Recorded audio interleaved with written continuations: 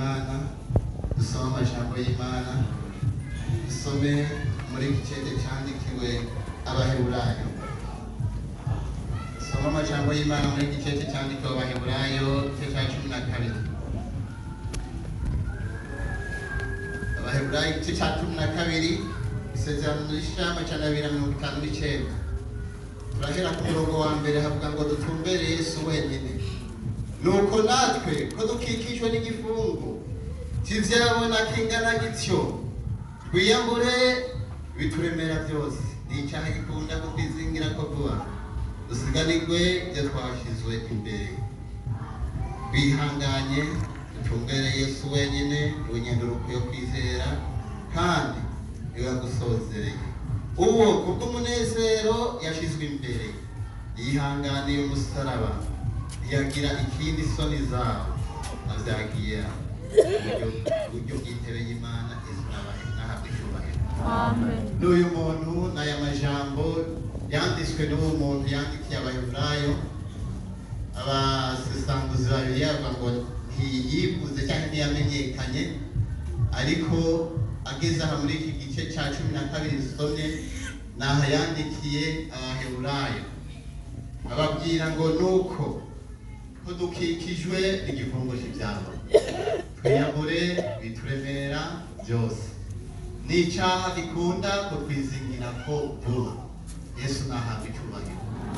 Uravye amajambo yandikira Abaheburayo yarabwiye amajambo abiri akomeye arabwira ngo dukikijwe n'igifungo cy'ibyaha aca yongera abwira irindi jambo ngo twiyambure bituremera Yesu nahabwa icyubahiro.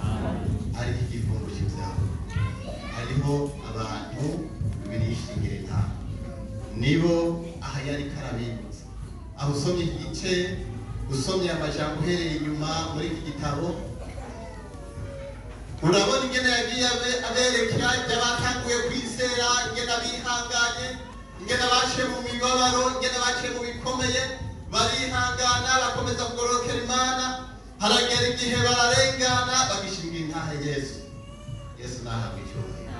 Aba rero niwe yari kuravuga igifungo cy'ibyaha acavuga ati rero ko abo bantu bihanganye ku isi bigaragara yuko ari abantu bashoboye gutsinda ibi biriko birabaremeye mu kwandika y'amajambo bigaragara yuko Abaheburayo abitegereje harimo ibintu bibaremereye nk'uko natwe n'uyu munsi ishengero ry'umwami riko rija mu rugendo riri mu rugendo rija mu ijuru rishobora kuba harimo abantu baremerewe kandi biremera abantu ni byinshi Yesu nadutabara biremera abantu ni byinshi n'umuntu mugenzi wawe arashobora kukuremera ugasanga umuntu araremerewe n'umuntu mugenzi we kandi mwahuriye gaha mwahuriye muri korali mwahuriye mu gikorwa ariko ugasanga yarakuremereye umwanya wose ukamuri kuramwidodombera inzigo ishari ukamuri mufitiye ubwo nibwo buremereye ataba Yesu nadutabare cyane. Asharavuga ati rero kubera dukikijwe n'igifungo cy'ibyaha biyambure bituremera byose Yesu nahabwa icyubahiro kugira ngo dusiganirwe ibyo twagize dusiganirwe bwami bw'Imana Yesu nahabwa icyubahiro. Sinzi muri kino gihe urashobora nawe kuba ufise ibikuremeye urashobora kuba muri wewe ufise ibikuremeye umubanyi wawe arashobora kuba kuremereye umugabo wawe arashobora kuba kuremereye umukenyezi wawe arashobora kuba kuremereye ariko ijambo ry'Imana ngo twiyambure ibituremera byose Yesu nahabwa icyubahiro kuko dukikijwe n'abandi bashoboye kuvyiyambura baragenda bashingira intahe Yesu mu gihe cyari kigoye mu gihe cyari gikomeye barahagarara ibyari kubaremera baravyiyambura bahagarara neza Yesu nahabwa icyubahiro. Inzigira ashobora kukuremera ishari icyaha icyo ari cyo cyose kitakuremera n'iri jambo rikatubwira ngo twiyambure Yesu nahabwa icyubahiro. Tugomba dusoma yandi majambo turaba umuntu yashoboye kwiyambura umuntu yabayeho yariyambuye mbese ijambo ry'Imana rivuga kubwira ubuzima kubaho warashoboye kwiyambura bikuremera Yesu nahabwa icyubahiro. Kubaho muri Kristo Yesu widegembya warashoboye kwiyambura ibikuremeye. Turabe mu gitabo cya kabiri cya Samuel, igitabo cya kabiri cya Samuel, turaba umuntu yashoboye kwiyambura ibimuremeye, kandi sinza gufata umwanya muri igitabo cya kabiri cya Samuel,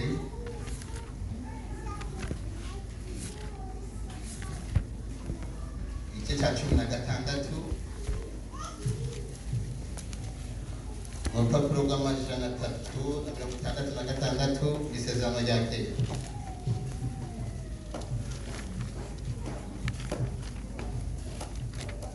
Cumi na gatandatu ndasoma uhereye ku murongo wa 5.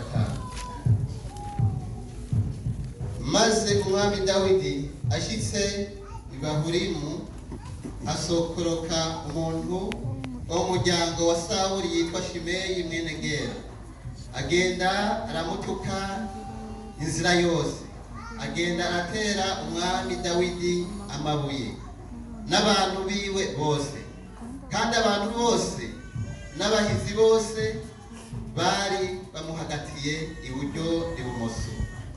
Uku niko Shimeyi yagenda aramutuka ati, genda urakagenda wa mwicanyi we, wa mugesera we, wohora agushubije ku mutwe amaraso yose y'ab'inzu ya Sawuli, wowe wishize mu gishingo ciwe ukiyimika. None Uhoraho agabiye Abusalomu umuhungu wawe ubwo bwami, aba ubuyobe bwawe buragukoze ukora umwicanyi. Maze Abishayi umwana wa Seruwiya abaza umwami ati, ariko niki gituma tureka uwo muvyimba w'imbwa kagenda aragutuka ga mwami wanje nyeningoma? Hinge njabuke ndamuce izosi. Umwami aramwishura ati, dusangiye iki ga yemwe bana ba Seruwiya? Niyaba anutse Uhoraho ari we yamubariye ati, tuka Dawidi. Hari uwoshobora kumubuza ati, ibyo ubitewe n'iki? Mbere Dawidi abarira Abishayi n'abantu biwe bose ati, ku mwana wanje nikuriye mu nda arondera agatwe kanje, mbega urya Benyamini we arushiriza? Nuko mureke antuke, kuko Uhoraho ari we yamubariye. Kumbure Uhoraho azoraba ayobonye ampe ibyiza mu gishingo cy'iyo mivumo bumwe uyu munsi. Nuko Dawidi n'abantu biwe bakomeza inzira. Shimeyi nawe agenda akikamanye umusozi, abangikanye nawe, amutuka ingenda, amutera amabuye asura umukono. Nuko umwami n'abantu bose bari kumwe nawe bashika Iyayevimu, aruhukirayo. Yesu nahabwe cyubahiro. Amen. Aya yandi majambo kongeye ko iyo tumaze kumva yaba abantu babiri, avuga kuri Shimeyi akavuga no ku mwami Dawidi. Iki cyari gihe umuhungu wa Dawidi Abusalomu yari yiyimitse yigira umwami, asubira ku ngoma ya Dawidi. Dawidi amaze kubyumva ahitamo guhunga n'abantu biwe n'ingabo ziwe. Ariko arahunga rero yagera mu nzira ahura na Shimeyi. Shimeyi umwe wo mu muryango wa Sawuli. Bashatangura kumutuka. Yesu nabitabara. Amen. Batangura kumutuka umugeni, amutera n'amabuye. Ijambo ry'Imana ryatubwiye ngo Dawidi n'abahizi biwe bari bamuhagatiye iburyo n'ibumoso. Yesu nahabwe icyubahiro. Baragenda barakomeza aramutuka. Rero umwe mu bahizi ba Dawidi, umwe mu bagendanye ba Dawidi, niho yabwira Dawidi ati, mbega mwami wanje, ni iki gituma? Yakoresheje ijambo rikomeye, uwo muvyimba w'imbwa agenda aragutuka. ndekura ngende ndamukiza se. Yesu nadutabara. Amen. Umuhanuzi arashaka kuba umuhanuzi atwarwa n'ishavu, umuhanuzi mubi, ariko Dawidi asharamubwira ngo mbega ruburiye he abana ba Seruya. Yesu nadutabara. Aramubwira ati nimba umuhungu wanje nikuriye mu nda agomba kunca izosi, agomba agatwe kanje, mbega uwo Benyamini tazorushiriza, uwo Benyamini ataruwo nikwego we tazorushiriza. Yesu nadutabara. Asharamubwira ngo mbega hamuhoraho yoba ari we yamutumye banuke, ninde yo mubaza ati mbega ukora iki, mbega ibyo ukoze n'ibiki. Asharamubwira ngo nimumureka ntuke, uhoraho we yamutumye. Acharongera ko amajambo akomeye ngo kumbura Imana izoraba. Iyi mivumo vumwe uyu munsi isubize umugisha mu gishingo cy'umugisha, mu gisingo cy'umuvumo. Impumugisha mu gishingo cy'umuvumo. Yesu nahabwe cyubahiro. N'aya majambo rero nanje maze imisi n'ingabo, aya majambo ngena Dawidi yifashe muri iki kibazo. Yesu nahabwe cyubahiro. Dawidi yari umwami, yari afise ingabo. Abusalomu amaze kumukubita kudeta, ahunze ahura n'ubushimeri, atangura kumutega ku mugabo.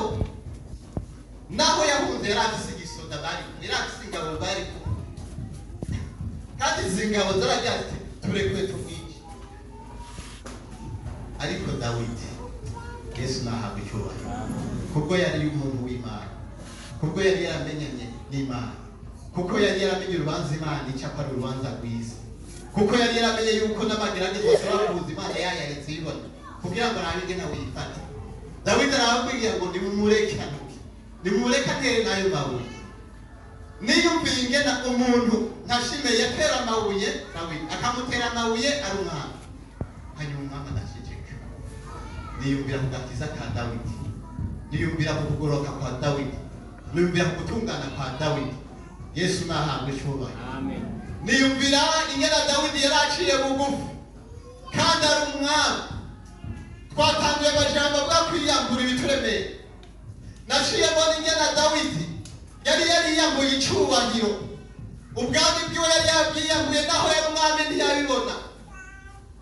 Yesu nahabwe icyubahiro. Ibintu by'ibyubahiro yari yarabyiyambuye abishyira hasi. Ibintu byo kwikakisha, ibintu byo kwibona ko aragahambaye, ibintu byo kubona ko akomeye, ibyo arabyiyambura abanza abishyira hasi. Bariko baramutuka aravuga ngo bareke. Yesu nahabwe icyubahiro. Ijambo rikomeye yavuze ati kumbura Imana izoraba. Yesu nahabwe icyubahiro. Iyi mivumo vumwe n'umunsi impe umugisha mu gishingo cy'uyu muntu. Yesu nahabwe icyubahiro. Yarazi guha umwanya Imana, yarazi guha umwanya Imana kugira ikore, yarazi guha umwanya Imana kugira ikore, yarazi kureka Imana gukora mu gishingo ciwe. Yesu nashimwe. Niri jambo ry'Imana ngomba ngo tuvuge na kwishingiro ry'Imana. Namwe murafise ibigeragezo mucamo, murafise intambara mugenda mucamo, nk'abantu ari mu rugendo baja mu ijuru, nk'abantu bihanye, nk'abantu bari mu bikorwa. Tugomba turabe natwe, mbega mu kigeragezo twifata gute? Mbega iyo umuntu agukuriye hasi wifata gute? Mbega iyo umuntu ariko arakuvuga wifata gute? Mbega iyo ibintu bitagenze neza wifata gute? Uraha umwanya Yesu ngo akore? Uraha umwanya Yesu ngo akore mu gishingo cyawe? Cyangwa uca uvuga amajambo y'iwawe, cyangwa uca uzi imanza z'iwawe, cyangwa uca uhaguruka ugatangura kubishyira mu ngiro wenyine? Yesu nadutabara. Amen. Yesu nadutabara. Amen. Nagomba ngo twipime, dufate umunzani wo kwipima ku gakiza ka Dawidi yari afise. Nimba turiko turaja mu bwami bw'Imana, ingena Dawidi yari aciye bugufi, ingena Dawidi yari yarororotse, ingena Dawidi yari yaranywanye n'Imana neza. Natwe tuvyiyumvire ko umuntu yishiye mu kibanza mu gakiza ufise, mbega iyo bakuvuze ubona uhagarara gute? bakuvuze gusa umuntu yarakuvuze atanakubona atakuteye n'ibuye atanakukubise n'ikoro uhora ugaragara gute Yesu nadutabara turagomba gakiza Yesu nahabwa icyubahiro ijambo mfise hari akandi gakiza wo kwakira hari akandi gakiza wo kwinjiza muri wewe Yesu nashimwe hari iyindi ntambuko yo kugororoka ikenewe muri wewe kugira bikunde kubandanya urugendo neza urakwiye kugira iyi ntambuko Dawidi yari agiye gushikamo ndakwiye kugira iyi ntambuko Dawidi yari ashitse bantu b'Imana banyamirango turakwiye kugira iyi ntambuko Dawidi yari yarashitse tukuzura n'Imana neza Yesu nahabwa icyubahiro nize ku bantu basekuza isombe barazizana baje gusekura bigagaraye bakavyegera bakabishyira mu isekuro bakabisekura ko bisekurwa bitira vyegerana bikaka bikegerana cyane bikaba nk'ubugari bikaba nk'umutsima Yesu nashimwe umuntu akavyegera agashobora kubibumba cyangwa agashobora kubisanzaza ndavye Dawidi rero ukumenyana n'Imana vyari vyaramwegeranije aregerana ashika n'izi sombe zasekuritse neza ushobora kwegeranya ukongera ukazisanzaza kuko wamutuka agaha icyubahiro Imana Yesu nashimwe bamutera ibuye akavuga ati Yesu azompa umugisha mu gishingo cy'imivugo Yesu nahabwa icyubahiro mbega mu mirango abantu nk'aba barakenewe muri ino minsi Yesu nahabwa icyubahiro kandi twosenga bikemera tworirimba bikemera guhamagara Imana igakora mu gishingo cyacu Yesu nahabwa icyubahiro muri ino minsi mu mirango muri iki gihe no mu kizaza cyompa tukagira abantu bameze nk'urukanda ruti cyompa nanjye nkamera nk'urukanda icyompa nkaba naregeranijwe n'amaraso ya Yesu icyompa ukaba weregeranijwe n'amaraso ya Yesu icyompa ukaba warashitse mu gakiza neza Yesu nadutabara ariko uravye amajambo vuga mbega uravye ibiyago vyawe uravye ingene ubanye n'abagenzi bawe uravye no muri korali ingene udashobora ikigo udashoboka mbega waramaze kwegerana na Dawidi erega baja mw'ijuru bategerezwa kumera uku bene data baja mw'ijuru bategerezwa kumera uku ntugende uko ushatse ngo uzungurike uraja mu bwami bw'Imana ariko abantu baja mw'ijuru bategerezwa kuba baregeranijwe n'amaraso Yesu nahabwa icyubahiro abantu bariko baja muri ubu bwami bw'Imana bategerezwa kuba Yesu yarabegeranije akaba ari abantu begeranye neza Yesu nahabwa icyubahiro abantu igeragezwa riza bakarekera umwanya Imana abantu ikibazo kiza bakarekera umwanya Imana Yesu nahabwa icyubahiro Dawidi yari yarose umwanya wo kubana n'Imana Dawidi yari yarose umwanya wo kuzura mpwemu yera Yesu nahabwa icyubahiro muri bwa bwungere bwiwe amajambo aravuga ngo mpwemu yamuzaho kabushubu akamukoresha Yesu nahabwa icyubahiro Yesu nashimwe n'aya majambo y'Imana numva nazanye ngo dusangire ngo dusubire twibukanye ijambo ryo kuba waranywanye n'Imana neza ijambo ryo kuba wariyambuye ibikuremera ijambo ryo kuba wariyambuye ibyo kuremera byose Dawidi yari yariyambuye arareka Imana irakora Yesu nashimwe yari yariyambuye ibyo muremera ariyambura ishari ariyambura kwihora ariyambura gusubizanya ariyambura Yesu nashimwe akasigara umuntu ameze neza umukristo ameze neza mwitegereje yari umuntu aryoshe ku bantu Yesu nahabwa icyubahiro kuko nuba bamugiriye nabi yaravuga ngo Imana ikubabarire aho ubandanije ugasoma harageze umwanya Abusalomu aja mu rugamba agiye kubagwanya ngo arondere akurikirana ba Dawidi mu ntambara cyaraba apfuye baramushyikiriza amakuru Dawidi mugabo ntibyamunezeye ko umwana wiwe yapfuye kubera yari umwana we umubyeyi akumara umubyeyi ariko ijambo kwisi Dawidi abona uburyo bwo gusubira ku ngoma amaze gusubira ku ngoma Shimeyi agenda kumwitaba wamenga ari guca mu byacu urazi ibyo wankoreye urazi ibyo wamvuze urazi ingana wifashe ariko Dawidi yashiriye mu byatsi ntacyo uzoba nahabwa icyubahiro. Mbega agakiza kari muri Dawidi kameze gute? Mbega twipimye ko natwe tumeze gute? Mbega iwawe bihagaze gute? Yesu nadutabara. Yesu nashimwe. Nimba tuja mu ijuru, nimba tatukubwira mu ishengero, utegerezwa kugira umutima nk'uwari muri Dawidi. Nimba tarukuzura ishengero, nimba twahamagawe tugomba kuzoshika mu ijuru, utegerezwa kugira umutima nk'uwa Dawidi. Utegerezwa kugira imigabo nk'iya Dawidi. Umuntu akagerageza naho vyari kugora, niwagerageza Yesu azobibona ko agerageje, ashakubashiza icyubahiro. Yesu nahabwa icyubahiro. Sitwe tubyishoboza, ariko ni kubwa mpemu w'Imana ibyo byose bikunda. Yesu nahabwa icyubahiro. Dawidi umuntu w'Imana aravuga ngo mureka ntere n'amabuye. Yesu nahabwa icyubahiro. Ngo kumbura Imana izoraba aya magumu, aya magorwa ngowe impumurisha. Yesu nahabwa icyubahiro. Yesu nashimwe. Wowe umwanya Yesu ugaha umwanya mwizima, hari ibyo koreka bimubona uti bishoboka. Imana irabishoboye. Yesu nahabwa icyubahiro. Gerageza umwanya Imana yikorere. Reka kurondera kwigerageza. Wowe ntacyo woshobora, wowe ntacyo wotaho woshika, ariko uwishoboye ni Yesu. Imana twakurikiye niyo ibishoboye. Yesu nahabwa icyubahiro. Amen. Umwanya Yesu, umwanya Imana muri we. Umwanya Imana, uzure n'Imana, ugoroke n'Imana, ujyane n'Imana neza. Ibindi byo kwirwanira ubireke. Nimba warakigiwe, nimba warakigiwe Yesu, turakwiye kuba abantu banogejwe n'amaraso ya Yesu.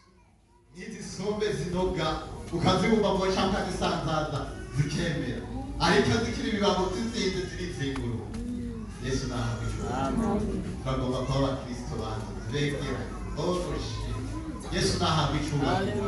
Iyi si nubwo tuyikunda, ibintu ukunda bifite igihe cyabyo benda, ariko nagomba kubabwira umuntu wese yikangurira ubwami, umutima ugavuga ati nubwo ibi ndabikunda, hari ikindi n'ubwami bw'Imana, n'ubwami bwo mu ijuru.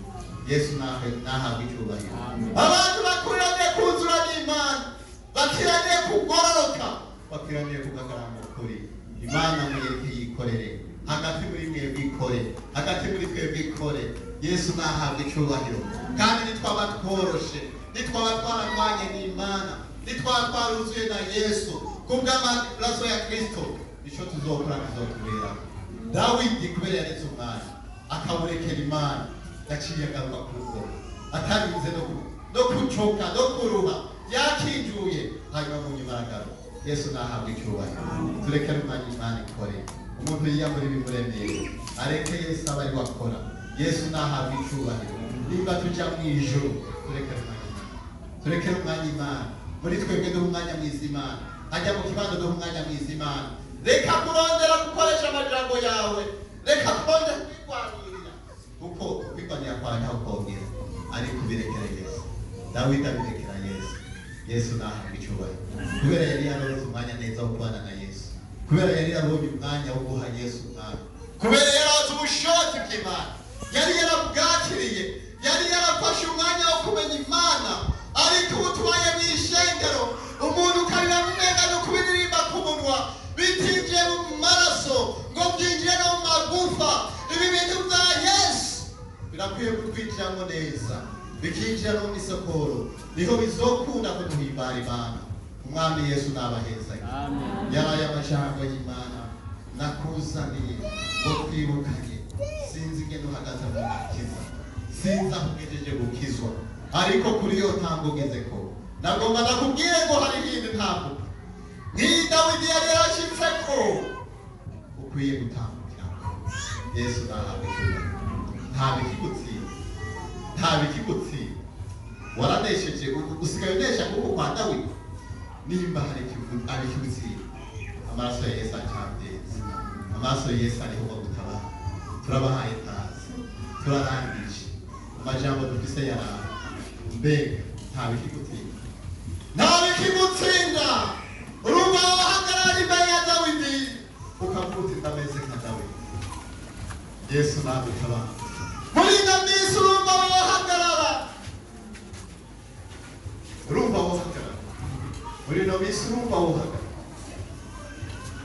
Yesu nahabwe icyubahiro. Dukunde kumera kwa Dawidi, dukunde kugororoka. Mu minsi iheze aha mu mirango hari ibintu nahora mbona ntakibona. Waraza hamwe ishanga ugasanga abana bariko barakiranirwa kwezi bakavuga ngo imigati ufise niyo kuzura mwe. Yesu nahabwe icyubahiro. Mbega ko ntakibona mu bigira mbega arabaze kuzura. Mwemu niwe azobashoboza kumera nka Dawidi.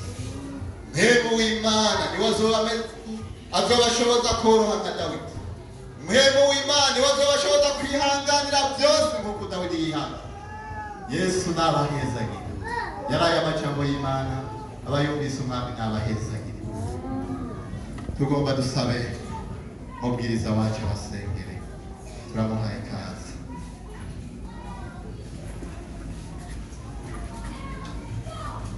Adusenge. Mana yo mwijuru uweranye n'amahoro. Turagushimiye mwami, turagukengurukiye ukuntu uri Imana yacu. Turagushimiye wewe ko atana rimwe cyangwa umunsi n'umwe iyo ukoranije abantu bawe bakoraniriza ubusa. Iyo bakoranije mwami bafitiye iganuke. Iyo wemeye ko baduga umusozi uba ugomba ko abantu bawe baruhuka. Iyo wuguruye bakinjira uba ushaka ku bibazo mwami biboneka birongerwa inyishu. Iyo wuguruye bakinjira uba ushaka ko abantu bawe batabagwa.